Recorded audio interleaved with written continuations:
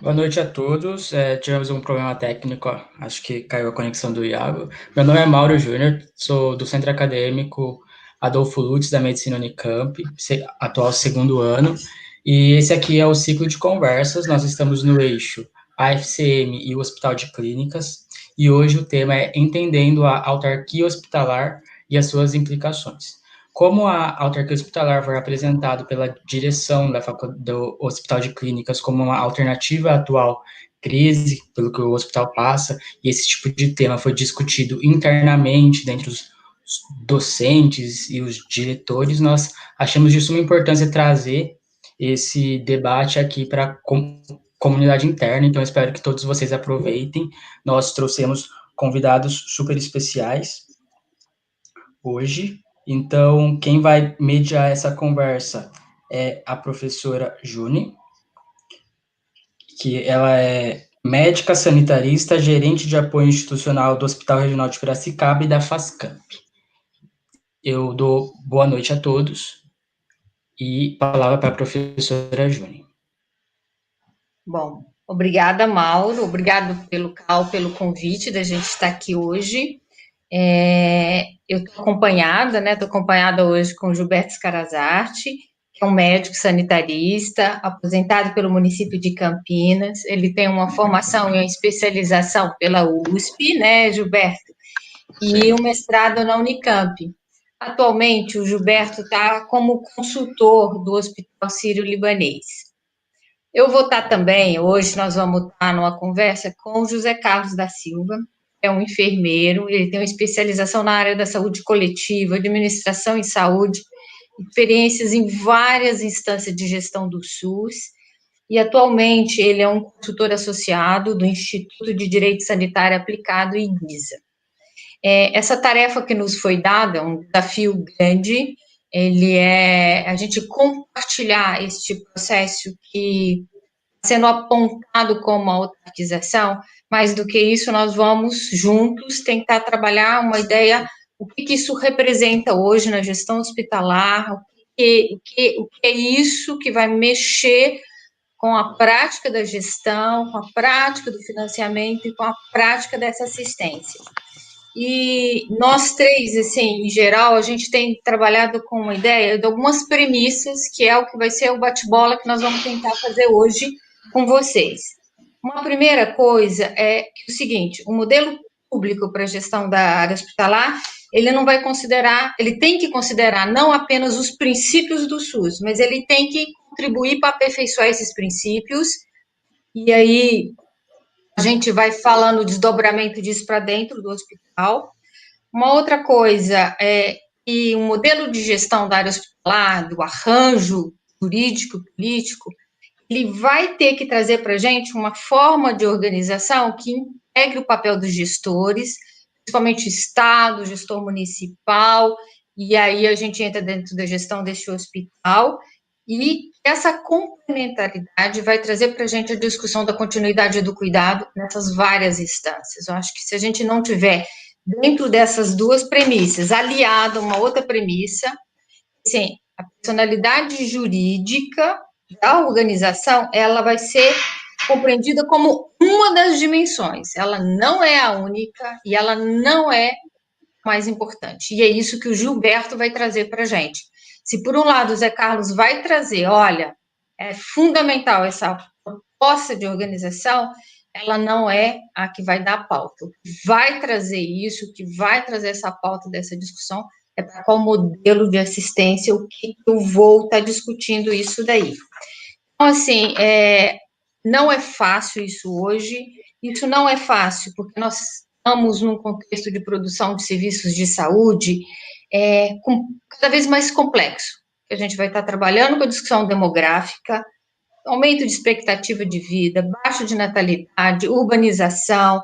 Depois a gente tem uma discussão epidemiológica que, neste momento, assim, ela nos atravessando como nunca, desde as doenças infecto-contagiosas, doenças crônico-degenerativas e a violência, como essa pauta está nos mexendo e nos fazendo repensar a vida da assistência, pegando o hospital, isso de uma maneira importante, A discussão tecnológica não dá mais para a gente desconsiderar esse modelo hoje de encontro nosso.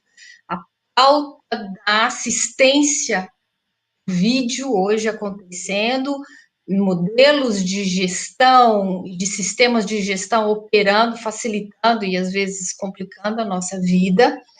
E aí entra a discussão do financiamento dessa área, que é o que nós vamos pautando. O financiamento sempre faltando recurso, mas ao mesmo tempo mexendo com o modelo de remuneração. O Zé Carlos vai trazer algumas coisas disso para a gente, pensando essa configuração, está construindo para vocês esse assunto que veio com cara de autarquia, e para nós tem outras caras, e a gente quer mostrar as outras facetas que estão vindo nessa discussão para vocês.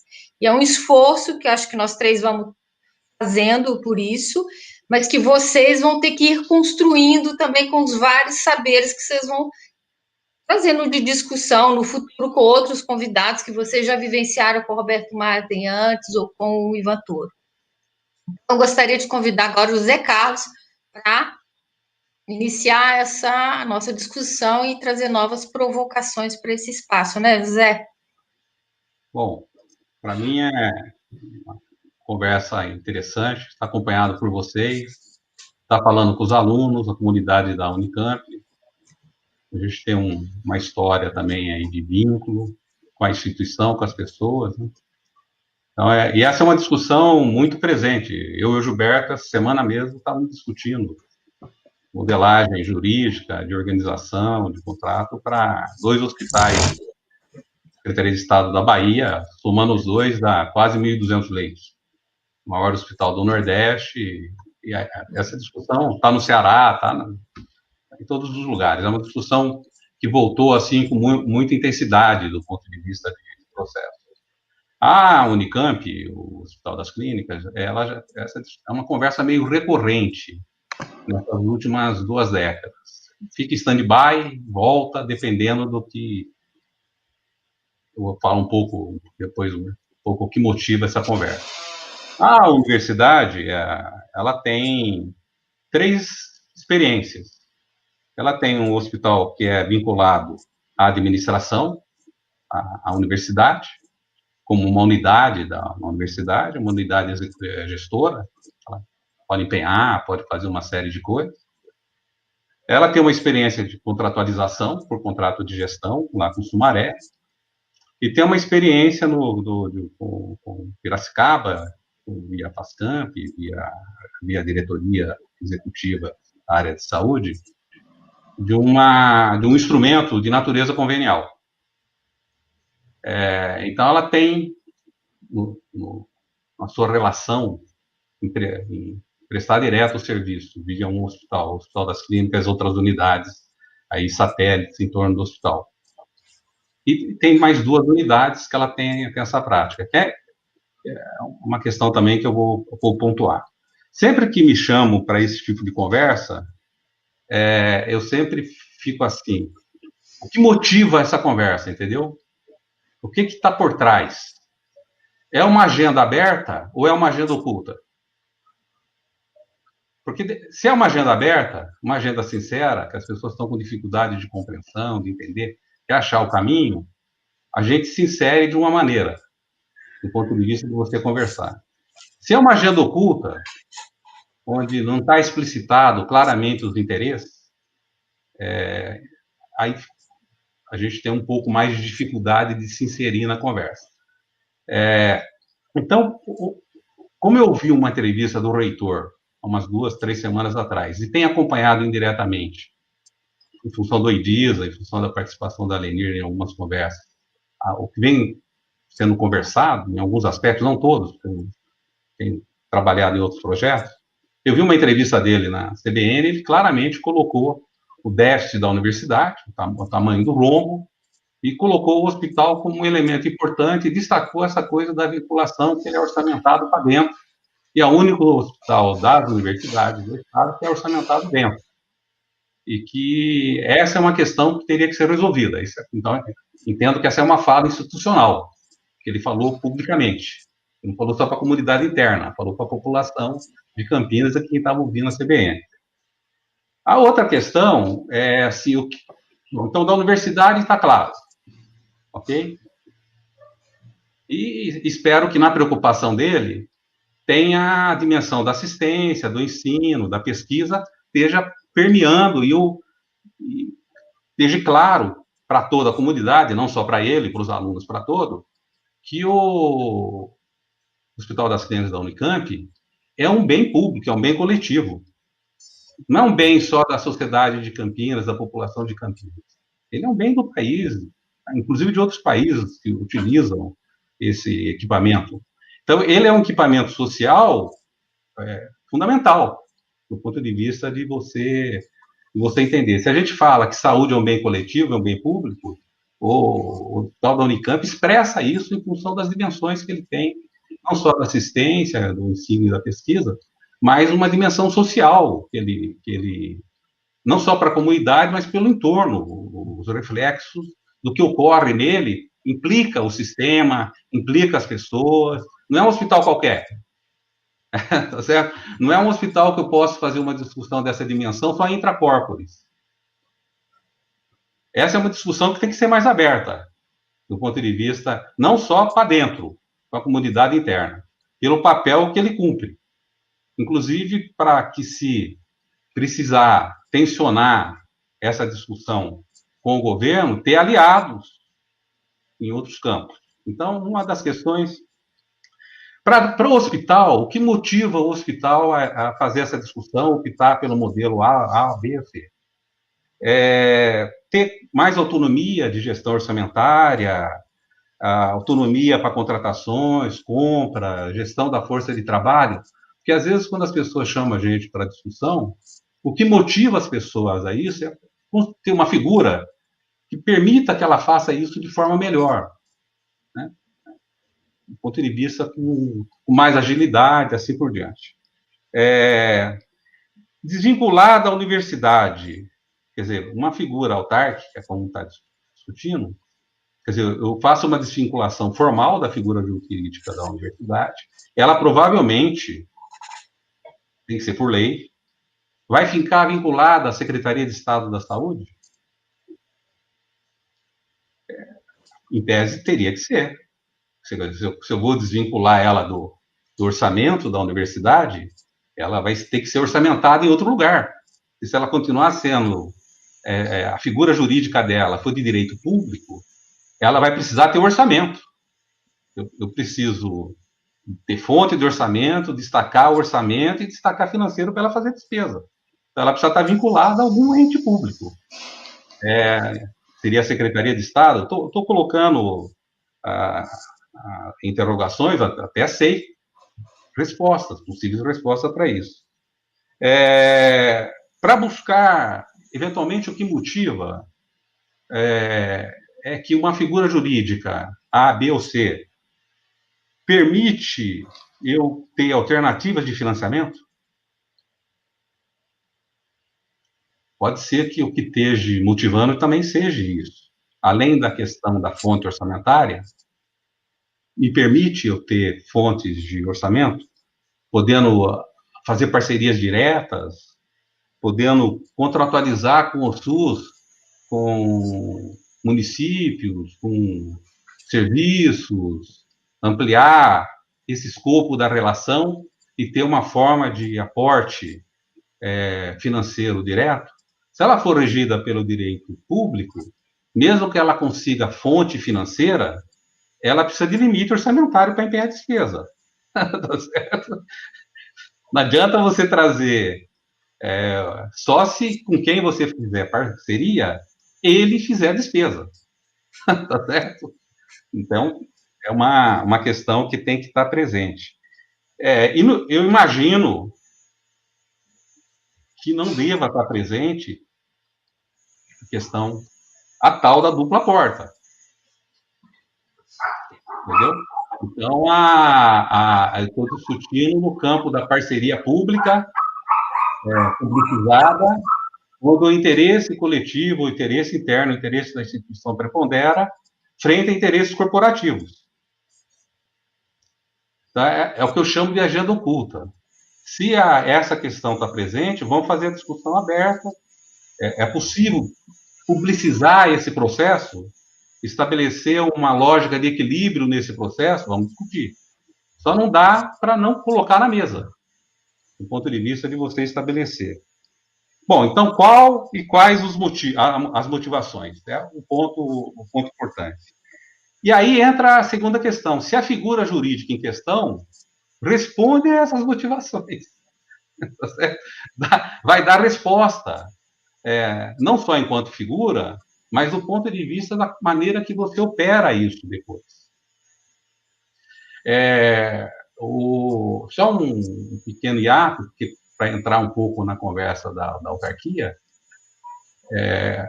o Decreto-Lei 200, que é um decreto lá de trás, dos anos 80, ele definiu as figuras dentro da administração pública, que são regidas pelo direito público. E tem figuras da administração pública que são regidas pelo direito privado. Então, quer dizer, dentro da administração pública, eu tenho a opção da figura jurídica ser regida pelo direito público ou ser regida pelo direito privado. Se essa figura exerce papel de polícia administrativa, de regulação, de controle, de vigilância, ela só pode ser regida pelo direito público. Então, o que se fala? Como que era antes da Constituição, antes de 88? A autarquia era regida pelo direito público. Fundação era regida pelo direito privado. Tanto é que a Fiocruz, até 92, porque teve que fazer a mudança, ela era regida pelo direito privado. Regime seletista, tudo, ela passou a ser regida pelo direito público em 93, 94, quando ela teve o quadro, pôde fazer concurso, assim por diante. Que era assim. A Constituição veio e autarquizou as fundações. Então, todo mundo teve que ir com o regime regido pelo direito público. Então, estou fazendo esse destaque. Veio, em 88, a reforma do Bresser, a reforma administrativa do Bresser, e ampliou o escopo de figuras que interagem com o Estado, mas estão fora do Estado. Tipo OS, PPP, parceria público-privada, e outras figuras assemelhadas. Serviço Social Autônomo, modelo SARA. Então, trouxe outros elementos no escopo da reforma. Por exemplo, autarquia especial, que é uma coisa que eu falo autarquia, mas eu tenho autarquia comum e tenho autarquia especial. As agências reguladoras, o modelo é autárquico, tá? Do ponto de vista da gente dar um modelo que as pessoas conhecem, a ANS, a Anvisa, autarquia, são autarquias do ponto de vista de você pensar. E hoje há uma tentativa de você que ficou, o Bresser mesmo reconhece isso, tudo que era para fora do Estado, aquele governo regulamentou. Tudo que era para dentro do Estado, mesmo regido pelo direito privado, não foi regulamentado. Então, a gente está construindo algumas figuras, tipo fundação pública regida pelo direito privado, é um exemplo dessa figura, que na realidade era assim, antes da Constituição. A gente não está fazendo nada de novo, do ponto de vista dessa discussão. Ela era assim. A única coisa é que não tem jeito de ser a mesma coisa, porque você teve uma Constituição, você tem um outro arcabouço jurídico do Estado. Bom, essa discussão, ela acaba ocorrendo também em função de alternativas para os gestores de procurar, ou dentro do Estado ou fora do Estado, possibilidades. Às vezes, o que leva, o que motiva, o que gera tentativa de você buscar, é uma incapacidade de fazer gestão. Então, eu prefiro contratualizar com um ente fora do Estado e passo a gerir um contrato comercial do que fazer gestão da força de trabalho, do contrato de trabalho, eu adquirir, assim por diante. Ou estou no meu limite de despesa de pessoal, em função da lei da responsabilidade fiscal, tem que utilizar figuras fora do Estado para não computar no limite.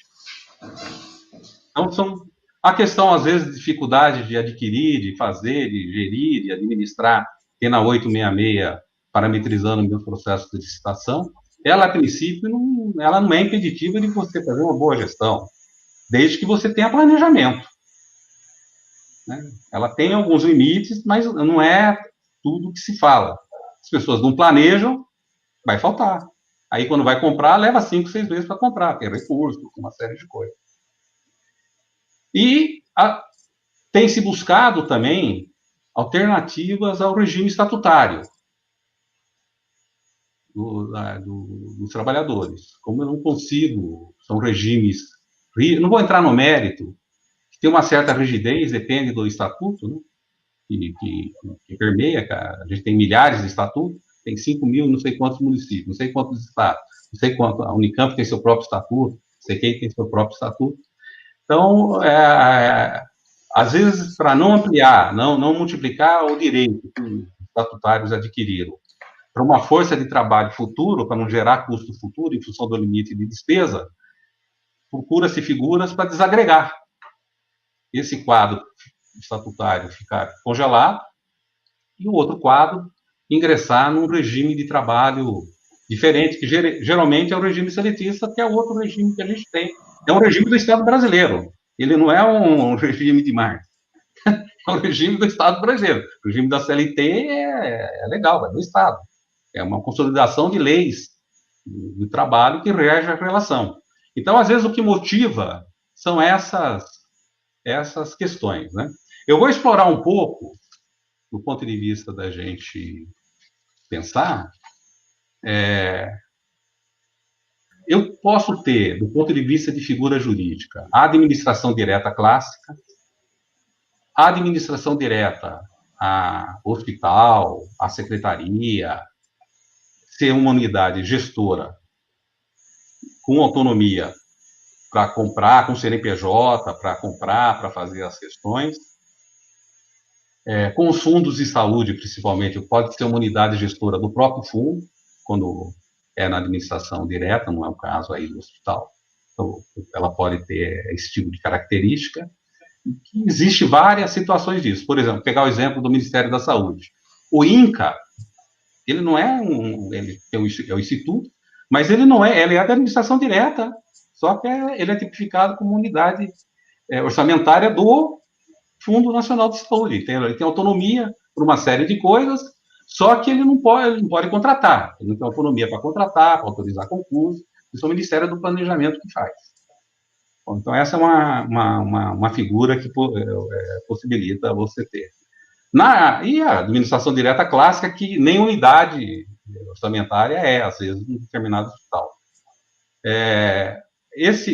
Dentro da administração, tem as figuras indiretas regidas pelo direito público, a fundação e a autarquia são as figuras mais clássicas, sendo que a autarquia, ela tem uma derivação, que ela pode ser uma autarquia comum, vamos falar assim, e pode ser uma autarquia especial.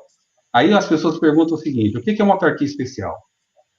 Uma autarquia especial, ela se torna especial em função da lei que a cria, que a institui, e que define as especificidades dela. E algumas ela pode ter, jamais classicamente, ou pode não ter. É isso que difere, do ponto de vista do estabelecimento. Então, geralmente, ela tem mais autonomia, depois eu vou pontuar algumas questões, para estar estabelecendo. Seja autarquia comum ou autarquia especial, ela tem um quadro próprio, tem orçamento próprio, tá certo? Quadro próprio, orçamento próprio, processos de licitação próprio, concurso próprio, ela pode fazer seus concursos. Lógico, se tem, em função de limite orçamentário, instâncias que autorizam, sempre pegar o governo federal como um parâmetro. Ele é um bom parâmetro, ele é mais organizado nesse sentido, para você comparar com municípios e estados. Vamos pegar uma empresa, não precisa nem pegar uma autarquia, vamos pegar uma empresa, a IBSER, por exemplo. Ela precisa ter autorização da Secretaria de Gestão, e aquela despesa precisa estar previsto no orçamento para o ano seguinte. É o anexo 5 do Orçamento Federal, que prevê desde evolução de carreira, despesa com gratificação e aumento de quadro. Então, tem uma autorização que é orçamentado. Não tem jeito de não estar previsto essa despesa para mim para poder ter. Mas ela pode realizar, pode fazer seu concurso, pode realizar, estabelecer o momento que vai fazer, definir seus perfis, seus requisitos. Ela pode, eventualmente, ter suas parcerias, mas sendo regida pelo direito público, é aquilo que eu falei. Qualquer recurso que ingressar para ela fazer a despesa, ela vai precisar ter fonte orçamentária para fazer. Então, tem algumas limitações nesse sentido. Bom, tem as figuras regidas pelo direito privado, aí você tem empresas, empresa de economia mista, empresa estatal dependente e não dependente. O que é a dependente? A dependente é que é dependente do orçamento da Seguridade Social. Então, é quase uma administração direta. Tem o nome de empresa, que é o caso da IBSER. Tem um nome de empresa, mas ela é orçamentada. Então, a autonomia dela fica restrita, aplica-se quase tudo da administração direta. E você tem as fundações, no caso, regida pelo direito público, tem a possibilidade agora, nesses últimos anos, da figura regida pelo direito privado, que é uma figura que vem crescendo, vem tomando expressão em função de características dela, do ponto de vista de estabelecer, poder conseguir SEBAS, imunidade tributária. Então, ela reduz o impacto, o custo dela, do ponto de vista de operar. Então, ela vem tomando. Tem alguns senões do ponto de vista de formalização da sua estrutura final, mas ela vem estabelecendo.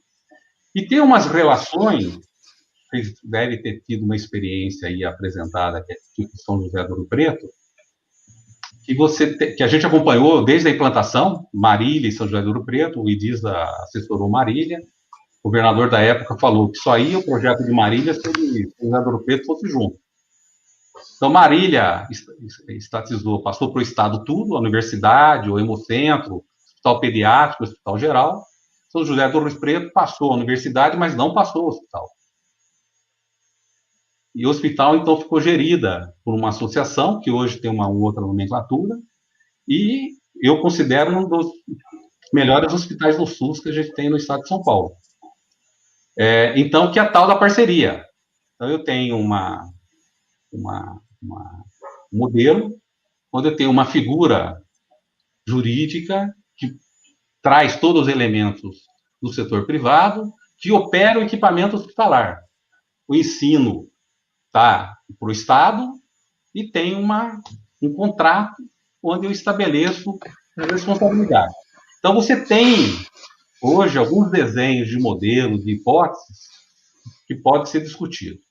Mas vou centrar na figura autárquica, tá? Para a gente... Vocês vão ter momentos aí, vão trazer outras pessoas. A Lenir é uma pessoa interessante para conversar sobre isso. Tem outras pessoas que vocês podem trazer, por exemplo, o Gonçalo Vecina, que também é do IDISA, agora ele está na direção do IDISA, na área de projeto. São figuras que passaram por vivência de modelos, de figuras. Tem outras que vocês podem eventualmente trazer.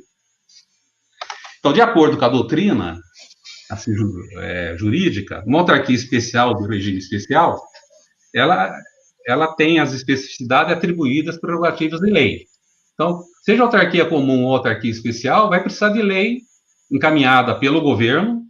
A Unicamp não tem autonomia de encaminhar, é o executivo que encaminha para a Assembleia, tem que encaminhar um projeto de lei, e esse projeto vai definir as características da autarquia. Provavelmente, se for para a figura autárquica, eu acredito que vá para a linha de uma autarquia especial, para tentar, dentro dessa figura, que tem certas amarrações, ampliar. Ela tem autonomia decisória, tem independência administrativa, tem autonomia econômica e financeira, tem gestão do seu quadro. Depois eu mando esse textozinho para vocês. Tem especificidades com relação ao patrimônio, com relação a pessoal, de acordo com o artigo 39 da Constituição Federal, ela tem também, respeitando aquelas especificidades, e a do artigo 37, e o regramento do próprio Estado, lembrando o seguinte, se eu sou regido pelo direito público, o regime que se adota é o estatutário, ela não tem a autonomia de criar figura regida pelo regime CLT. Ela pode terceirizar parte do seu serviço, pode fazer contrato de terceirização de parte do seu serviço, sei lá, vigilância administrativa, ela pode ter um modelo de ter um quadro próprio para operar o cuidado, a centralidade da assistência e do cuidado, e pode ter, eventualmente, terceirizar, que chama hoje, inclusive quando se faz PPP, bata branca e bata preta, bata cinza. Bata cinza, então, é dos facilities, dessas questões que você opera, e a branca é o que cuida da assistência, o que faz assistência, assim por diante. Então, ela pode ter uma figura. Ela tem controle da questão judicial, tem os atos de contrato, tem responsabilidade civil, do ponto de vista de estabelecer, tem algumas prerrogativas, que é a imunidade tributária, conforme o artigo 150 da Constituição, tem a impermeabilidade dos bens, os bens não podem ser penhorados, tem a prescrição quinquenal das dívidas, uma prerrogativa dela, tem crédito sujeito à execução fiscal, e então ela tem uma série de elementos, do ponto de vista da figura, que dá mais condições para ela operar. Mas eu não digo que é uma figura de ontem, tá certo? Mas é uma figura que tem um certo esgotamento, e às vezes o esgotamento não é pela figura, tá? É porque você cria uma figura que pode ter esse conjunto de possibilidades de operar, e o instituidor te tolhe. Tá certo? Trata você como se fosse da administração direta. Então, você vai desconstruindo a figura, tá certo? Na gestão, não em função da lei, não em função da norma, tá?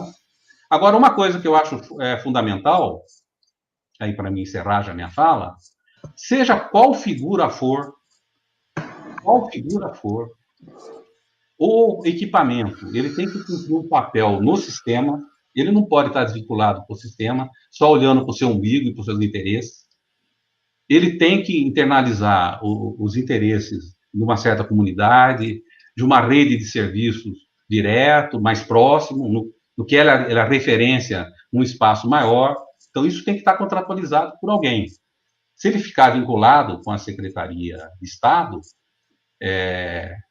tem que criar aí um modelo, e se criar um espaço com os municípios da região, tem que criar um colegiado, um conselho, onde essas questões possam ser compromissadas e ir para um contrato, do ponto de vista de cumprir um papel dentro do sistema.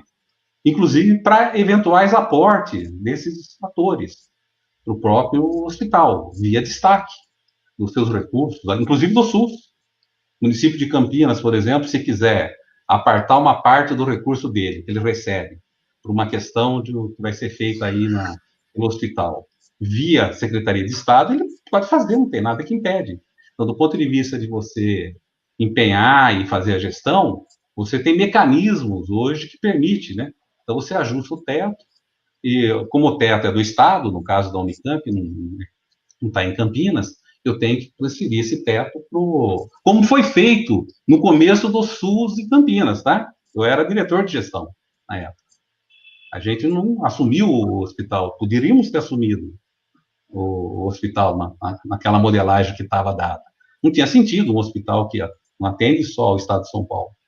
Então, o teto que viria é um teto que está em Campinas, que fica na Secretaria do Estado. É exatamente isso hoje. Não tem nenhuma diferença aí do que eu estou falando.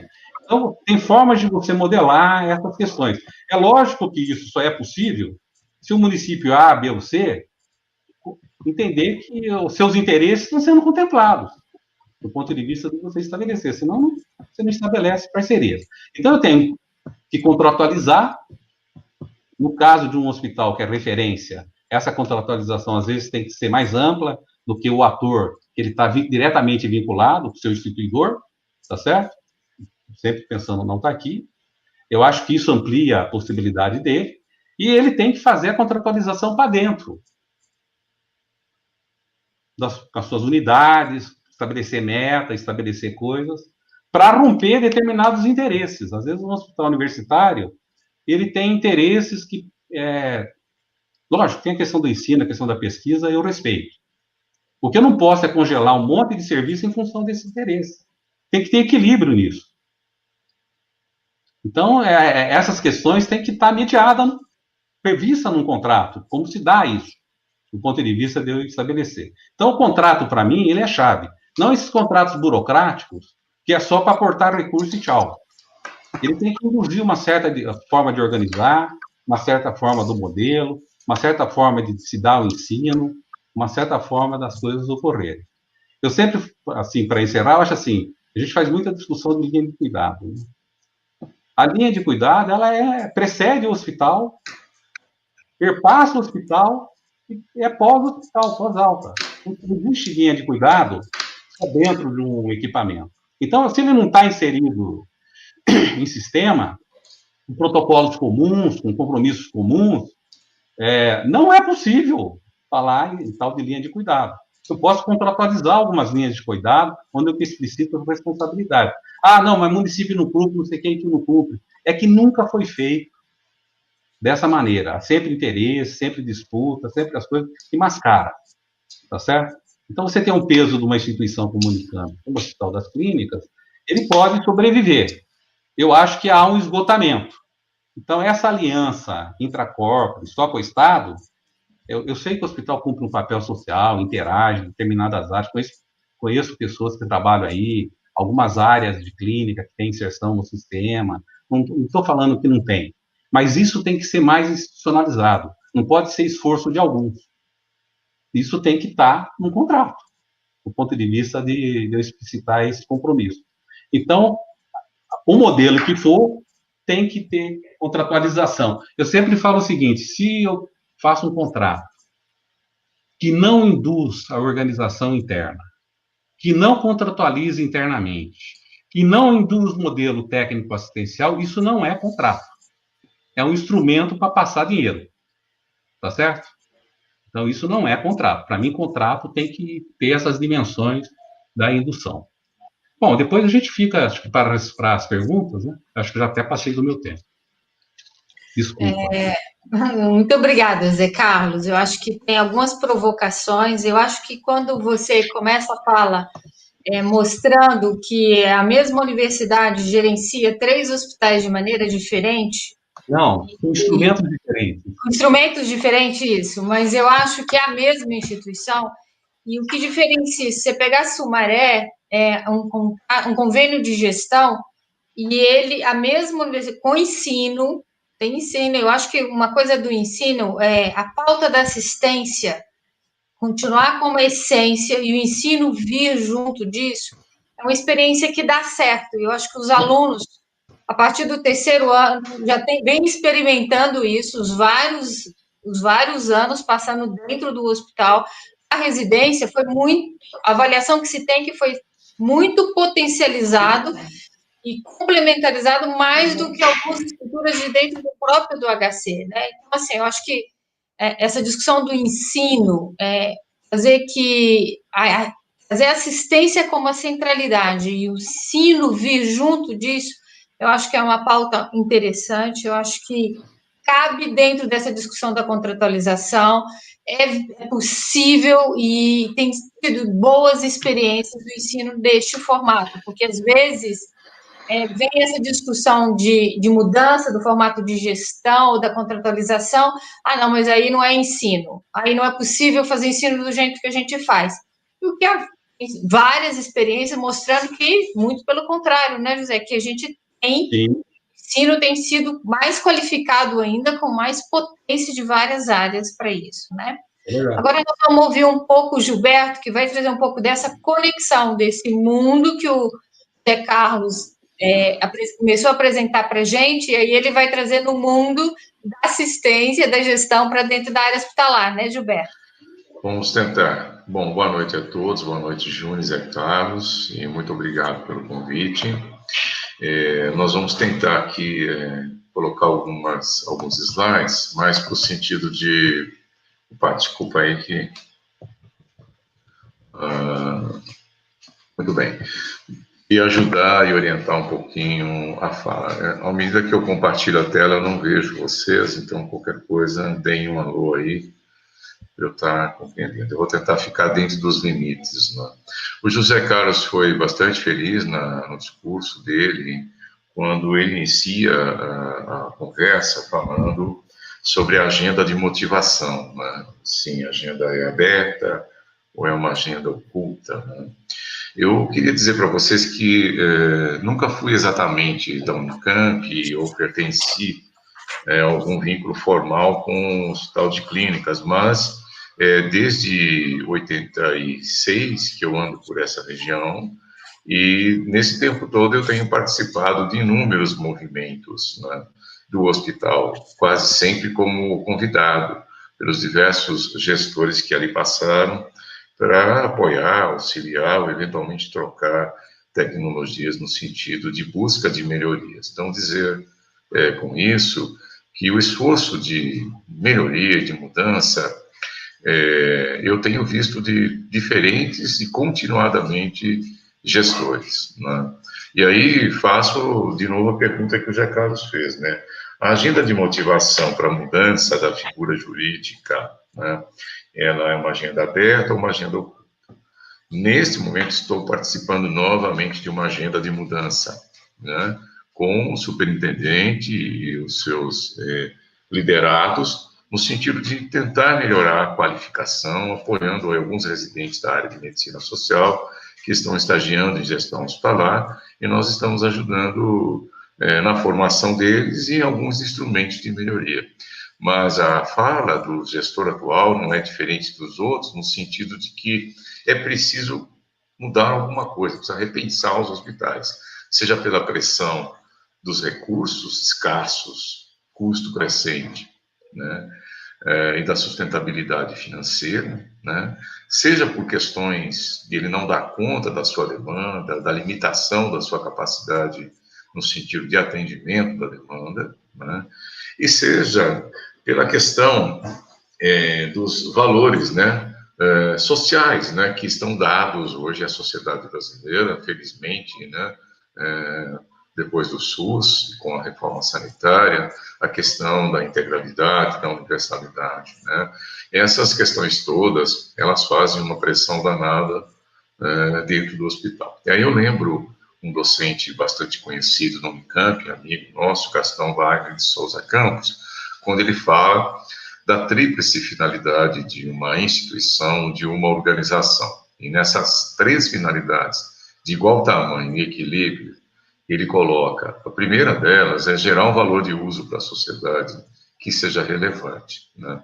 Eu não tenho dúvida de que o HC tem um valor social relevante, né? Ele é um valor já criado, customizado, consolidado, ele representa segurança, representa esperança, representa soluções, né? Então, essa primeira finalidade, ele vem cumprindo no que diz respeito a esse aspecto especificamente. Uma segunda finalidade que ele evoca, que é a questão da sustentabilidade, ou seja, as instituições, as organizações, elas precisam ter a capacidade de manter-se, de reproduzir-se, de reinventar-se, de renovar-se, né, sem uma quebradeira geral, ou seja, então ela tem responsabilidade sim com custo, com demanda, né, com todas essas questões relacionadas à sustentabilidade. E uma terceira questão, não menos importante, é ela gerar, do ponto de vista do trabalho, dos trabalhadores e todos os seus associados, entre os estudantes, enfim, gerar felicidade, gerar prazer com o trabalho, gerar satisfação, né?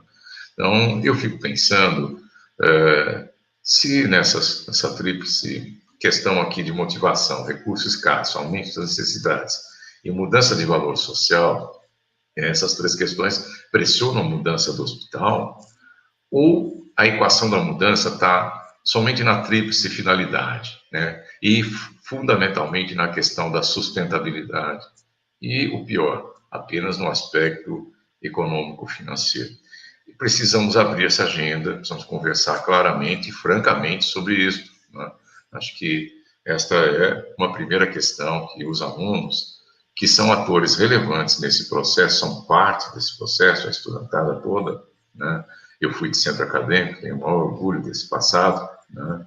E precisam fazer o que vocês estão fazendo e mais movimentos ainda no sentido de serem atores no processo de melhoria e, eventualmente, no processo de mudança institucional, se ele for ocorrer, né? Bom, os hospitais desta ordem, eu trabalhei com os hospitais da rede EBSER, né? Tanto pelo Ministério da Saúde, quanto pelo Hospital Sírio-Libanês, que, por meio do seu Instituto de Responsabilidade Social, fez a formação de gestores. Então, nós participamos de 42 hospitais que fizeram formação em gestão, que eram os antigos hospitais universitários, continuam hospitais universitários, mas agora dentro da rede EBSER, né?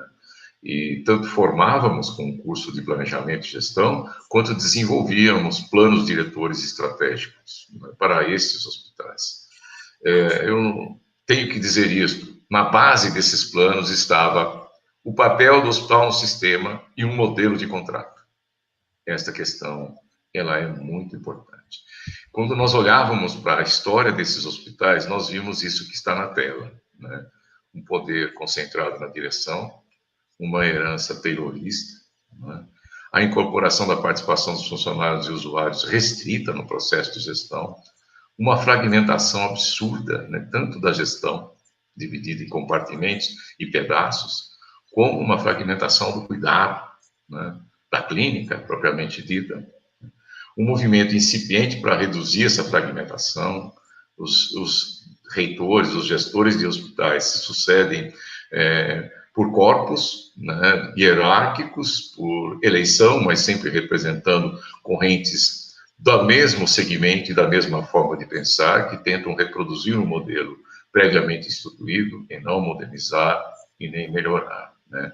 Então, esses movimentos, mesmo com a rede EBSER, fazendo treinamento, capacitação, planejamento, melhorando um pouco a autonomia da execução financeira e orçamentária por meio da empresa EBSER, que é uma modalidade de gestão alternativa, nós vimos pouca eficiência e eficácia em reconceituar esses hospitais, né?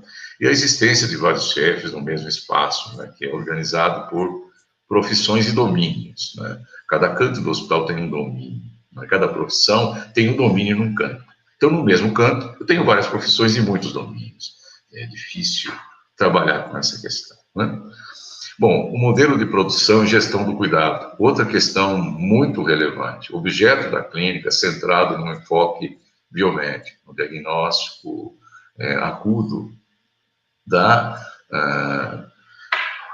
vulnerabilidade imediata, do risco imediato do usuário. Ele não é visto como parte do sistema. Esses hospitais universitários, e lamento, mas o HC também, cresceu com pouca raiz sistêmica, nasceu com pouca raiz sistêmica, isso sustenta quase sem nenhuma raiz sistêmica, né? Ou seja, as raízes são próprias, né, dentro, e a clínica que se faz é a clínica centrada nos departamentos, nas disciplinas, nos protocolos, na pesquisa, não é uma clínica da integralidade que se dá em rede. Baixo desenvolvimento do cuidado em equipe multiprofissional e investimento na educação, na informação e na educação do usuário. Mesmo nos hospitais universitários, o usuário é pouco considerado como um sujeito da ação do cuidado, né? O poder de decisão sobre o uso de leitos é atribuído às chefias. No ano de 2019, eu fiz um estudo de todos os hospitais da região metropolitana de Campinas e de todas as UPAs. Eu, pessoalmente, durante um ano, visitei todos eles, por meio de um roteiro, e observei a prática de cuidado, a inserção na rede, né, e a relação entre as linhas de cuidado, os níveis hierárquicos, né, que esses hospitais mantinham, que esses serviços de urgência mantinham, né. E o que nós pudemos observar é uma fragmentação absurda do hospital como parte do sistema, né. E dentro das suas práticas, essa questão das chefias médicas hierárquicas, com grande força sobre o processo clínico. O não reconhecimento prático, né, da dimensão, a gente já falou, e durante o exercício da clínica, o profissional desfruta de importante grau de autonomia.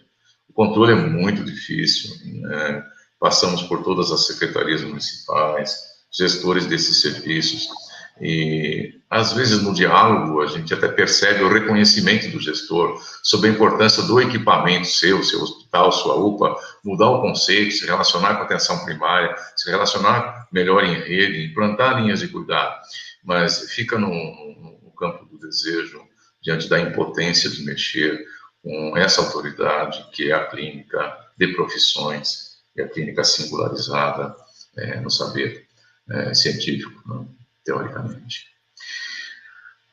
Para reorganizar esses hospitais, é preciso algum esforço, né? O primeiro esforço é esse, inserção nas redes de atenção. E eu fico perguntando, o HC precisa ser desse tamanho?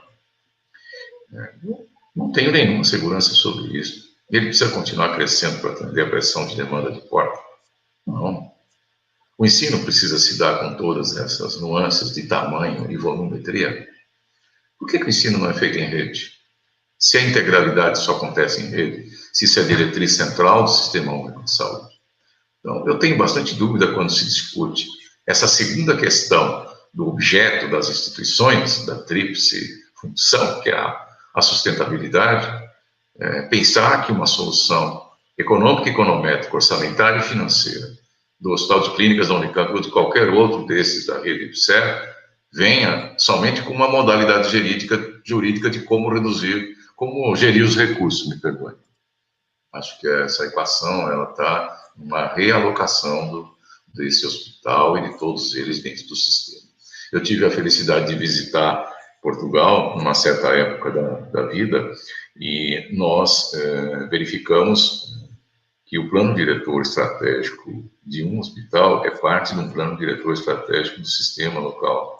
E ele tem uma versão para 10 anos, com modificações, enfim, de período em período, mas com uma diretriz que a grande estrada estratégica é definida, acordada, pactuada. Então, alguns hospitais iriam se desconstruir e se reinventar nesses 10 anos, no plano que eu tive a oportunidade de ver e visitar, e outros nasceriam num universo temporal com conceito de sistema. Então, a inserção nas redes de atenção, ela deve ser o ponto central. Eu não consigo enxergar o HC inserido em redes de atenção. Eu falo isso com uma dor de quem é quase parte, né, desse modelo, né? Mas não consigo vê-lo inserido nas redes, à medida em que eu vejo as autonomias das disciplinas nos ambulatórios, nas internações, acabarem por decidindo toda a equação de cuidado. Eu, recentemente, visitando o HC, me deparei com uma paciente pós-transplantada de rim, na maca, e fui conversar com ela. Ela estava chegando de Londrina de ônibus, né? Ela fez um transplante há cerca de 8 anos, ela é muito esclarecida, conhece bem a sua situação, e sentiu um mal-estar e uma discreta oligúria, ela assim referiu, e veio para cá, e tem um centro de transplante em Londrina, onde ela mora, bastante eficiente no serviço. Ela nunca foi transferida, ela continuou com o cartão. É complicado isso, né? Perto de um conceito de rede. Estou dando um único exemplo, mas tem centenas de exemplos. Então, essa questão da inserção na rede, ela tem que anteceder esse debate. Nós temos que olhar para um hospital de plano futuro de médio e longo prazo, para pensar no debate de figura jurídica necessária ou não, né? E que modelo de hospital? E olhar para o ensino e para a atenção vinculado em rede. A clínica ampliada e compartilhada, que é outro modelo clínico. Qual é o referencial máximo diante da qualidade quando se fala em clínica ampliada? É uma equipe, né? Técnica, equipe. Não são as disciplinas e os saberes isolados, né? Com foco e com centralidade no paciente e nas suas necessidades olhadas de maneira ampla, ele como sujeito, ele com toda a sua singularidade, com toda a sua subjetividade, e ele passando pelo hospital como parte de uma rede que vai lhe conferir integralidade, não o hospital, não objeto restrito da ação clínica de um ou outro profissional. E o terceiro ponto é a gestão democrática e compartilhada. Esse ponto é central também, né? Eu conheço boa parte dos gestores que passaram pelo hospital, respeito todos eles, sou amigo de quase todos eles em todos os níveis, mas Eu vi todos fazerem esforço nessa linha e isso virou um cântico, um poema. É bonito, mas não consegui enxergar uma gestão efetiva, democrática e compartilhada, né, até agora.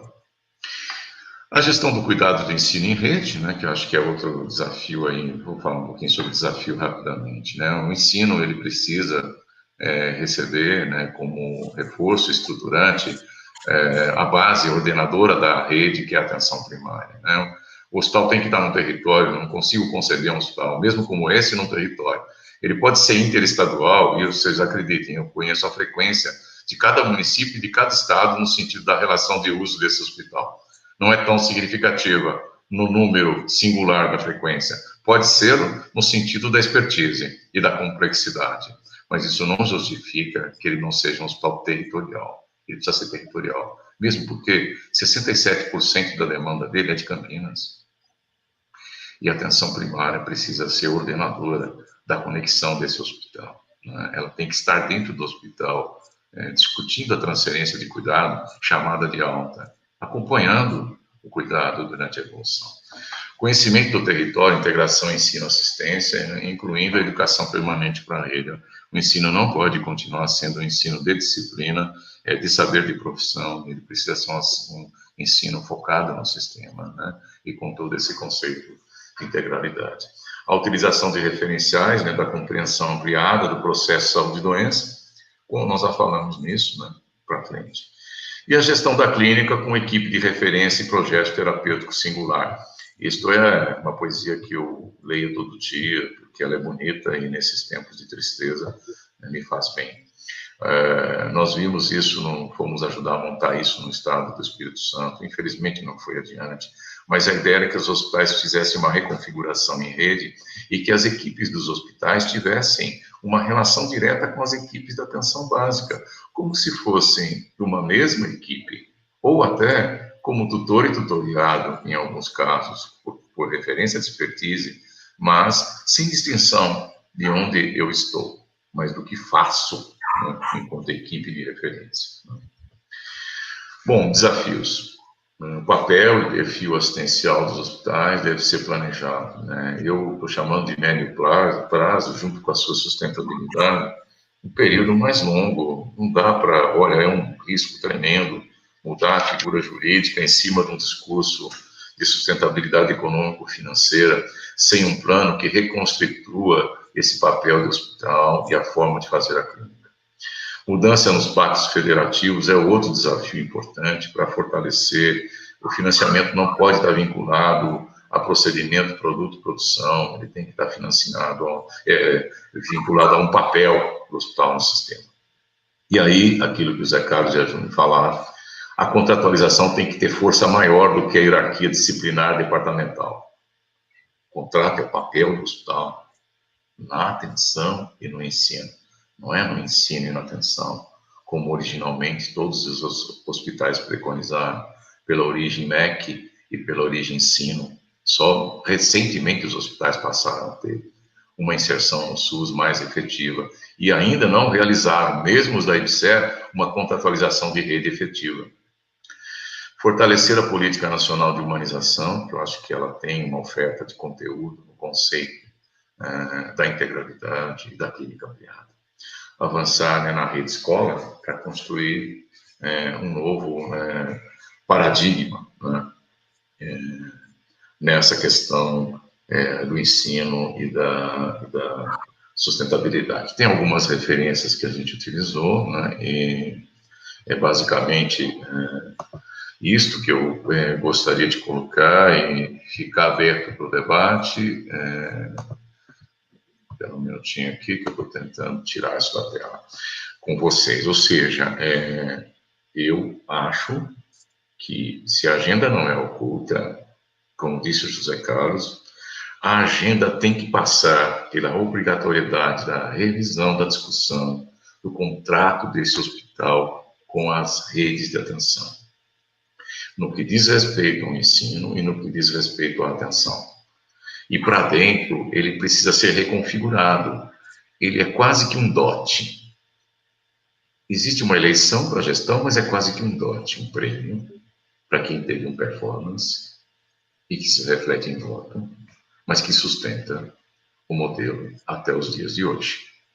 Então, acho que é difícil evoluir sem superar isso. Eu acredito muito nesse debate, em outros que possam vir, e estamos dispostos a participar de todos os que vierem. Gostaria que os estudantes, com seu arrojo ímpeto e juventude, levassem esse debate adiante. Que estrutura de ensino precisamos ter?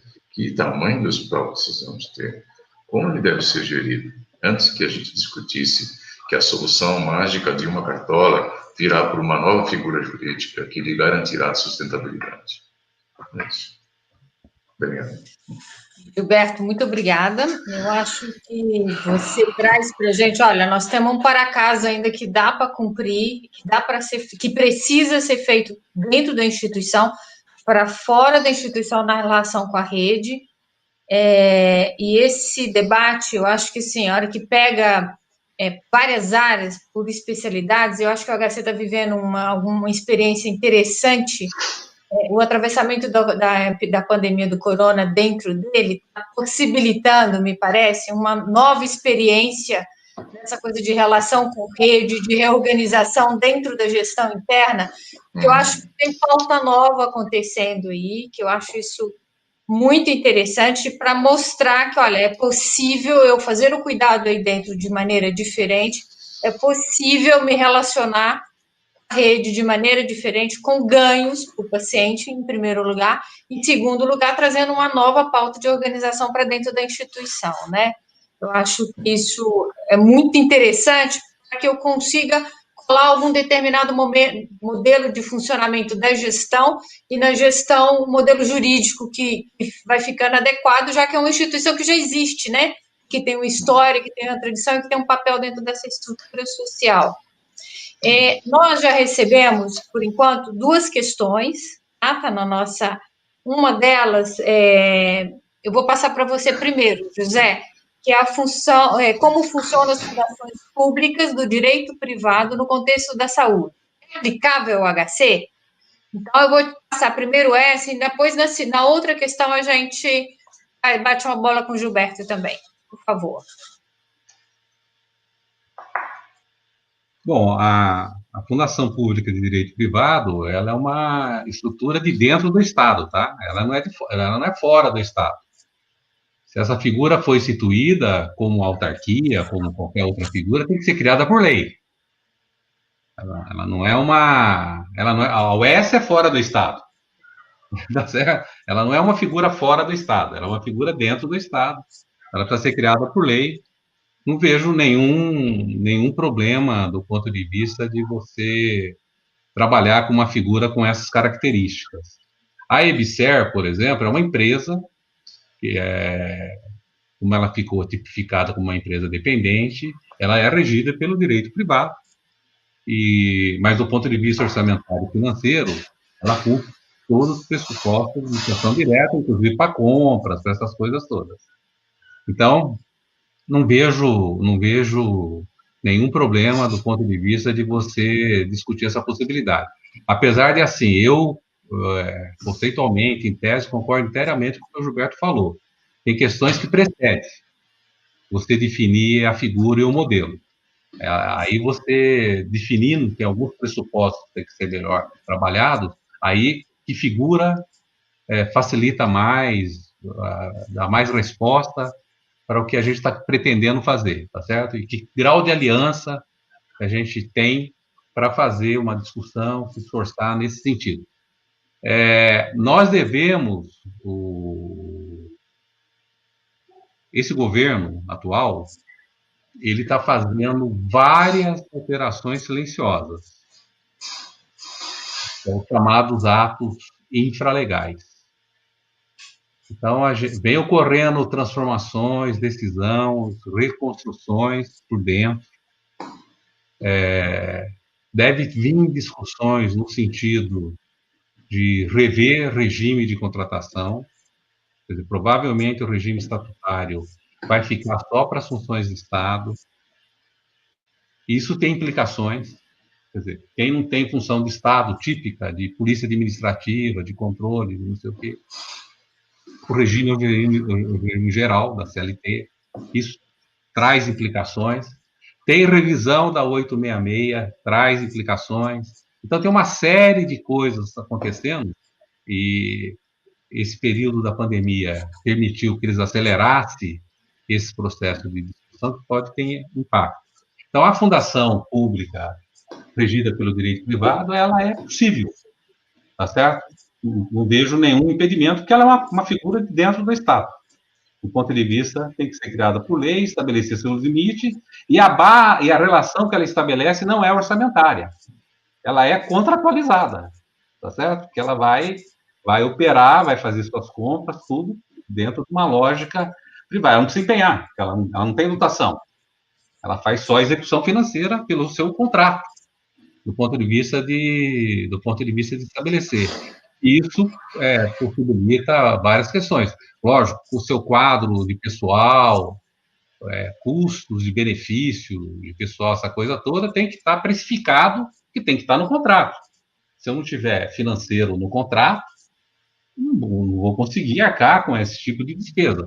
Então, nesse caso, a relação é absolutamente contratualizada, porque o contrato é o que permite o aporte. Se eu não sou uma unidade orçamentária dentro do orçamento, eu recebo como?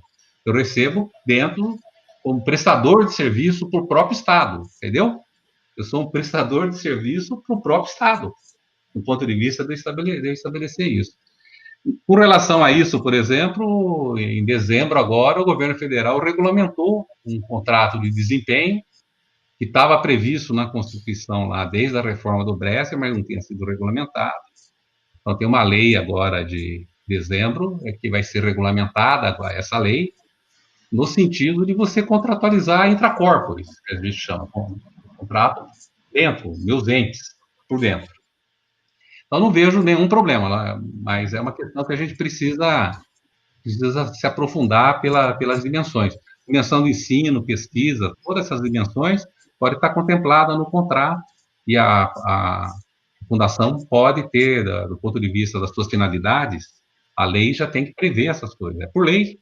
Então, a lei prevê, e eu só posso alterar por decisão legislativa. Não pode ser ato de vontade de nenhum gestor, de nenhum governador. A Assembleia, no caso de São Paulo, tem que aprovar essas alterações das cláusulas, vamos falar assim, somente as de finalidade, tá certo? Não são coisas que eu posso alterar. Então, tem uma certa segurança do ponto de vista de estabelecer. Obrigada. Você quer fazer algum comentário sobre isso, Gilberto? Aí a gente vai para a próxima. Não, eu prefiro ficar no meu tema aqui na próxima. Obrigado. Tem uma outra questão para gente, e eu acho que já é meio uma conclusão do que se ouviu, né? Então, existem alternativas para superar a crise, mantendo a autonomia no ensino e na pesquisa. E que é o papel, o destaque que está aí até hoje, né? Com a qualidade que nós temos hoje, mantendo o hospital 100% SUS. Posso fazer esse comentário? Por favor. Esse eu gostaria de fazer um comentário. Né?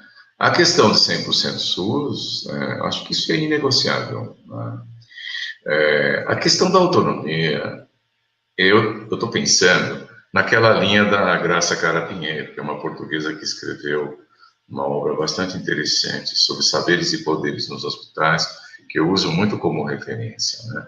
Não foi exatamente para isso que ela usou esse conceito, mas eu vou esticar. Ela chamou de autonomia elástica. O que é autonomia elástica? Né? A minha, ela se estica, né? E ela é puxada pela outra autonomia. Então, ela usou isso para discutir um pouco a clínica e os domínios corporativos de saberes das profissões e as autonomias desejadas de cada profissão, né? Que deveriam ser todas elásticas, ou seja, elas precisam se esticar para se acomodar umas às outras. Mas eu digo que o hospital também. Acho que tanto o ensino quanto a atenção do AVC precisam ter autonomias elásticas. O que é isso? É mediada pelo puxa-puxa do sistema, pela organização em rede. Essa é a autonomia. Então, não pode decidir isoladamente. O ensino não foi isso que fez o HC ser uma excelência. O HC é uma excelência ele é uma excelência. Agora, vamos então desdobrar essa palavra, né? Dentro de um universo de sistema onde ele se qualifica, se certifica para ter atendimento terciário e quaternário, num volume que nem cabe dentro dele, onde a rede falta com outros equipamentos, né? E também lhes falta recurso para equipamentos semelhantes para dividir com este hospital, eu fico perguntando se isto, ou sempre isto, ou isto em crescimento nós estamos desejando. Não, acho que os hospitais, tem um artigo bastante interessante sobre os hospitais do futuro, feito pela Century, que é uma consultoria internacional, e ela pega o conceito dos 10 maiores hospitais do mundo e entrevista as suas equipes gestoras, e são hospitais de milhares de leitos, e lhes pergunta, né, qual a percepção de futuro desses gestores. É continuar o crescimento e a qualificação? É interessante o conceito para ler nesse artigo, porque a resposta é não. A resposta é não. Os nossos hospitais, centros de excelência, perderam vinculação de território. Eles precisam de vinculação de território para reeditar diretrizes básicas da clínica. E eles não deverão ser tão grandes. O conceito de racionalidade econômica no tamanho está equivocado. A atenção está modificando para mecanismos mais leves e clínicos. A população envelhece e precisa dessa nova modalidade. Então, o conceito de autonomia, que todos batem no peito, os que são a favor e contra a mudança do modelo jurídico, ele tem que ser olhado elasticamente. Acho que essa é uma questão muito importante. Quer fazer algum comentário, José, sobre essa questão? Não, eu concordo com eu fico assim sempre pensando o seguinte, quer dizer, a hora que eu modelo uma organização, seja pela modelo jurídico, seja pela forma que eu organizo os poderes internamente, via um organograma, por exemplo, via as normas, via os regimentos, via essas questões, se o que o Gilberto coloca não tiver presente, mesmo que eu tenha um modelo jurídico que possibilita eu ter essa amplitude de forma de operar, o acúmulo interno, os poderes internos constituídos não vão utilizar plenamente, vão reproduzir o existente para dentro. Então, essa coisa de você estar inserido em território e esse interesse do território atravessar isso é fundamental. Então, se eu não tiver esse ator coletivo novo, que atravessa isso e tensiona isso, o acúmulo interno, os acordos de futuros, seja por escolhas, por definição, função que eu vou ocupar, essas questões todas, essa situação desconstrói até uma boa possibilidade de configuração jurídica e até organizacional que eu possa fazer. Quer dizer, eu crio um organograma matricial, com núcleos onde eu estabeleço os contratos e avaliações para dentro, crio um modelo. Mas se eu continuo operando com o modelo clássico, em função desse jogo de interesses, é complicado. Então, eu acho que o único ator que pode tensionar isso tem o cliente interno, aluno, quem utiliza o serviço, profissionais de saúde que perifericamente atendem, não estão no poder, tipo do centro assistencial, excluído de certos espaços dentro da própria universidade, do ponto de vista da sua participação. Então, você tem, se ele perceber que uma forma de reorganizar agrega mais valor para ele, o chamado cliente interno da instituição, ele pode ser um elemento de puxar esse elástico. Mas a potência para esse elástico está na territorialização e esse ator mais coletivo fazer a demanda e tensionar para dentro. Olha, deixa eu só fazer outro comentário, Juni. Você ajudou a construir a história do RES, Hospital do Sumaré. O RES, na nossa opinião, né, eu tive também fazendo avaliação lá, é um hospital muito mais sistêmico. Eu sei que são diferentes em tamanho, proporção, mas tem um conselho dos municípios, tem um plano de metas, ele presta conta. Em cada unidade funcional dele presta conta. Tem um plano com indicadores, reunião mensal. Eu vi isso, assisti, participei na enfermaria de clínica, na UTI. Tem um sistema de monitoramento interno. Tem domínio corporativo? Tem, ainda tem. Nós não vencemos todas essas barreiras. Ele só não é um hospital de rede tão integrado, porque não tem rede onde ele está. Mas que ele é um hospital de sistema, ele é. Ele está vinculado ao sistema e todo o seu plano, sua produção é direcionada para os atores que gerenciam o sistema, que são as secretarias municipais. Então, esse modelo é incompatível com o ensino? Não. É incompatível com a excelência clínica? Não. Garante sustentabilidade? Garante. Garante referência, que é a primeira questão, que é valor de uso para os seus... Claro que garante. Quem lá não quer ir ao resto? Né? E garante felicidade no trabalho? Olha, eu acho que garante mais do que está garantindo hoje o nosso glorioso ABC nesse sentido. Eu vi as equipes mais integradas, mais conscientes. Né? Enfim, eu estou dizendo que é possível, está aí do lado da gente. Né? É possível.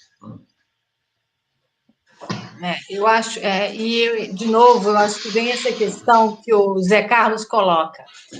Não vai ser um modelo jurídico vai mudar e qualificar a gestão da unidade, né? Eu acho que ela vai passar por essa reconfiguração do papel, pelo poder de quem está interessado na reconfiguração do papel, vai induzir essa mudança.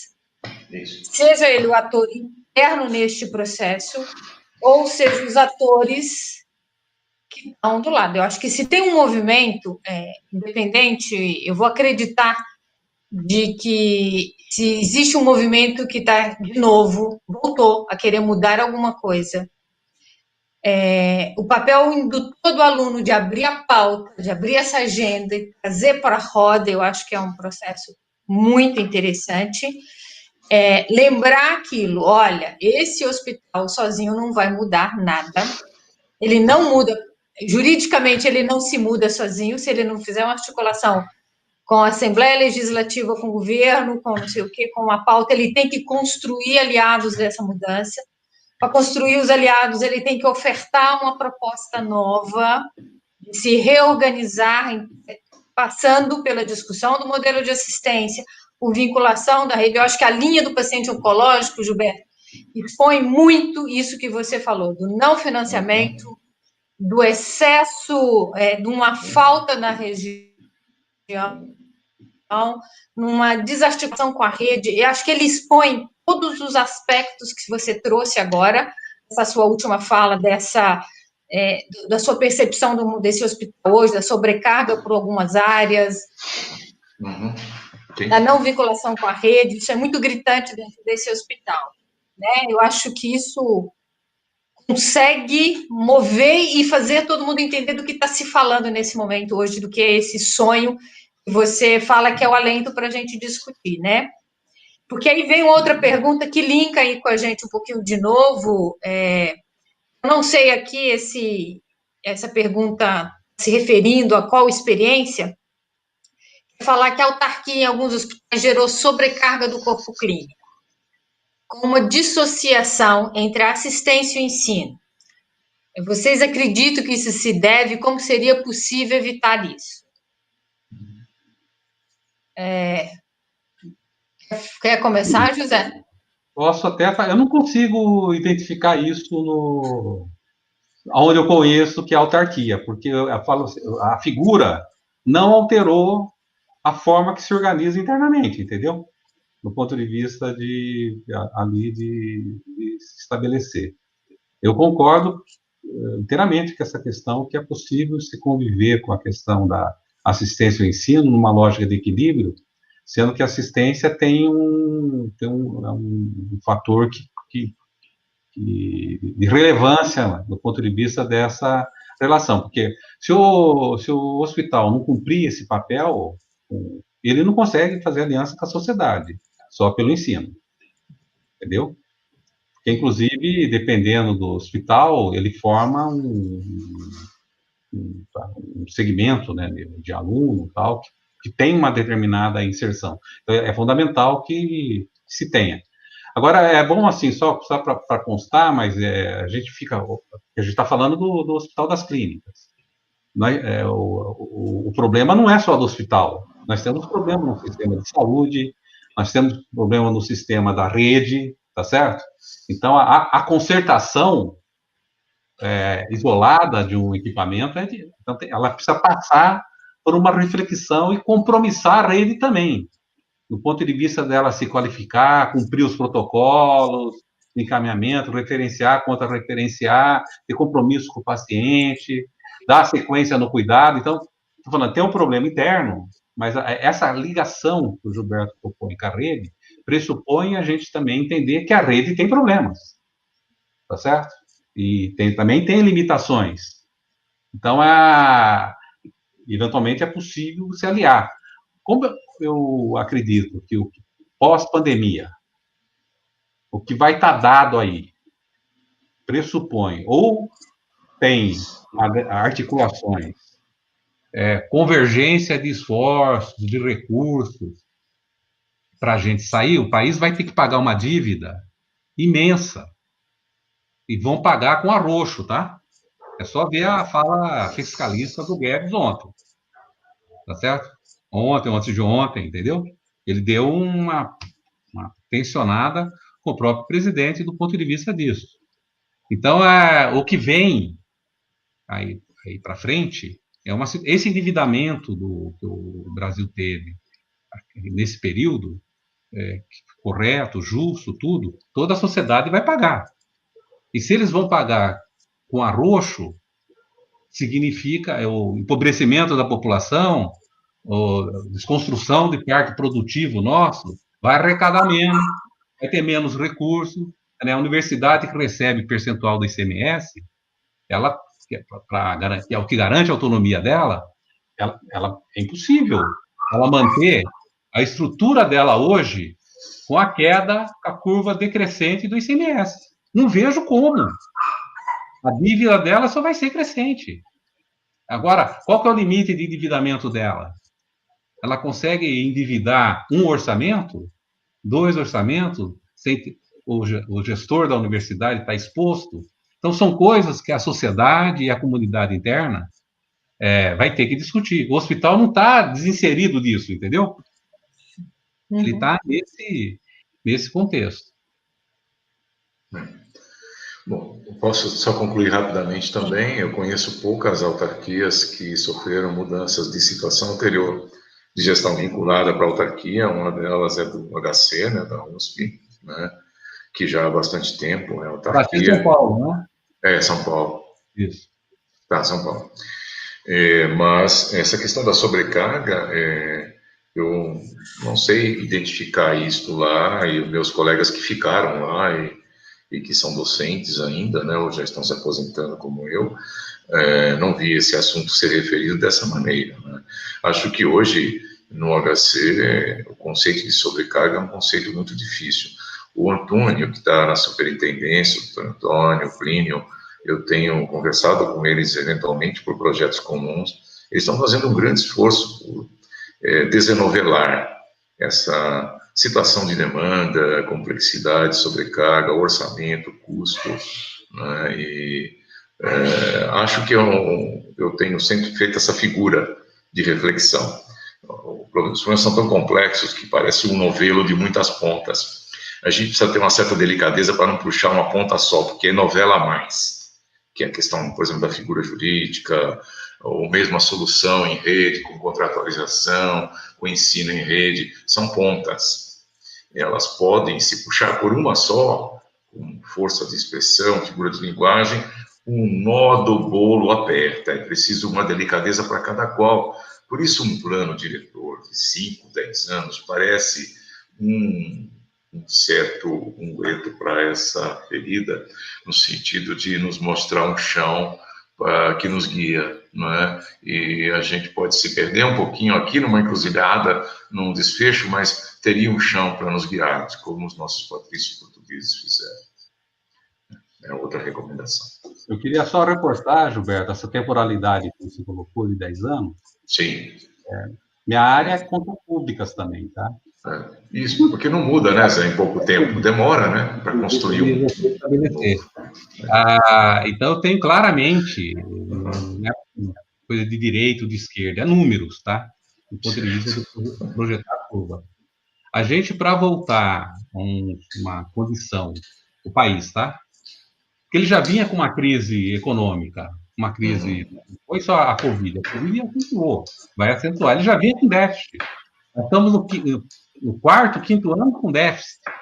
Quando eu dei aquela aula de orçamento que você acompanhou, Gilberto, lá na Fiocruz, no curso lá de gestão hospitalar, eu falei para ele, apontei para falei, ó, isso aqui é o que vai acontecer. Está acontecendo exatamente isso, entendeu? Do ponto de vista de então, para a gente voltar a uma questão que era 5 anos atrás, uma condição do país econômica para ele, de fato, gerar, ter riqueza, para poder prestar, financiar melhor o serviço, é 10 anos. Então, eu tenho um projeto da minha instituição de 10 anos, talvez até mais, casado com essa coisa de contexto, do ponto de vista de estabelecer, e espero que os governantes, da sociedade, façam as escolhas corretas. Acho que o SUS está fortalecido dessa questão da Covid, do ponto de vista dele se situar na discussão. Há um reconhecimento, claro, se não fosse o SUS, estamos ferrados com esses dirigentes que a gente tem. Quer dizer, quem segurou foi um sistema em rede que permeia todos os municípios.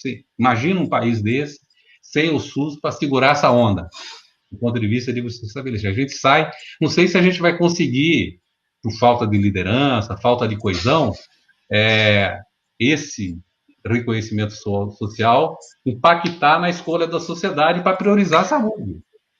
São escolhas. E quando eu faço um plano diretor para dentro da minha instituição, num contexto desse, eu vou fazer as escolhas também. Tá certo? Eu vou fazer minhas escolhas para dentro. E vou acordar com a sociedade, com a comunidade interna e com a sociedade, meu hospital vai cumprir esse papel nos limites dados. E para ele ampliar esses limites, ele vai precisar ter aporte, ter suporte, ter...